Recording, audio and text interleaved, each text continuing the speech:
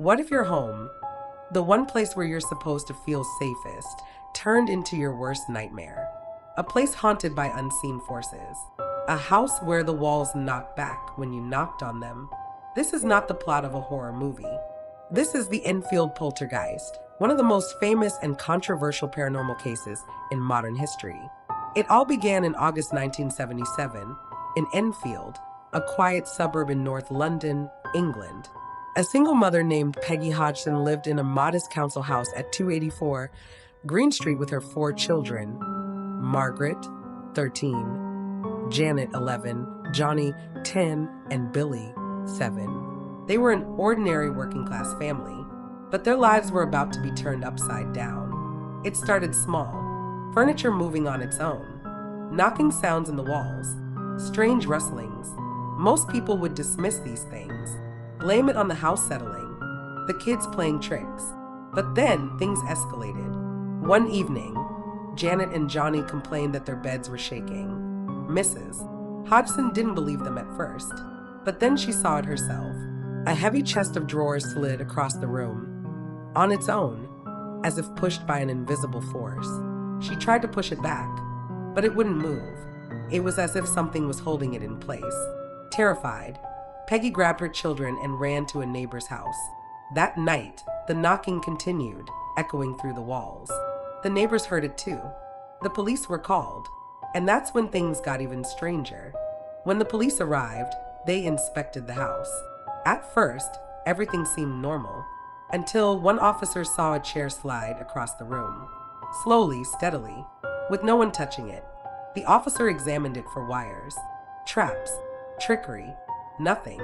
She later filed a written report confirming what she had seen. A police officer, not someone prone to flights of imagination.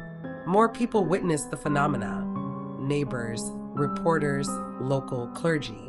The story made headlines across the UK. Soon, the house was flooded with curious onlookers, journalists, and paranormal investigators.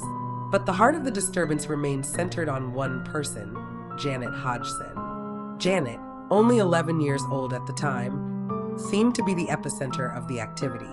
Things would fly across the room when she was near. Voices would echo out of her mouth that weren't hers. Furniture moved. Toys were thrown. Investigators from the Society for Psychical Research arrived, including Maurice Grosse and Guy Lyon Playfair. They would spend months documenting the strange happenings. Janet was filmed speaking in a deep, guttural voice, claiming to be Bill Wilkins, a man who had died in the house years earlier. "Just before I died, I went blind. Then I had a hemorrhage and I died in the chair downstairs." Creepy? Yes, but here's the twist. Bill Wilkins was real. His son later confirmed those exact details about his death. How could Janet have known that? Over the next year, the Hodgson family was tormented by a whirlwind of paranormal events. Doors slammed shut. Toys flew across rooms. Strange cold spots appeared. Curtains twisted. Faucets turned on by themselves. Janet was thrown from her bed, caught levitating, yes, levitating, in midair in a series of photographs taken by remote camera setups. The media went wild, but not everyone believed. Skeptics were quick to cry hoax. Some believed Janet and her sister Margaret were faking it for attention. After all, some incidents were admittedly staged. In one case, Janet was caught bending spoons. Another time, she admitted to faking an event just once or twice.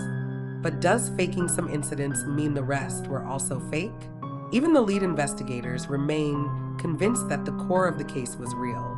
Guy Lyon Playfair said, "Janet was a lively, bright girl, yes, but some of what we saw couldn't be faked. Not by children." So what's really going on here? Was it poltergeist activity, a hoax, or something in between? Some psychologists suggested psychokinesis, the ability to move objects with the mind, often triggered by trauma or stress. The Hodgsons were dealing with divorce and financial hardship. Perhaps Janet was manifesting her emotions physically. Others speculated mass hysteria, where group belief can cause real physical responses.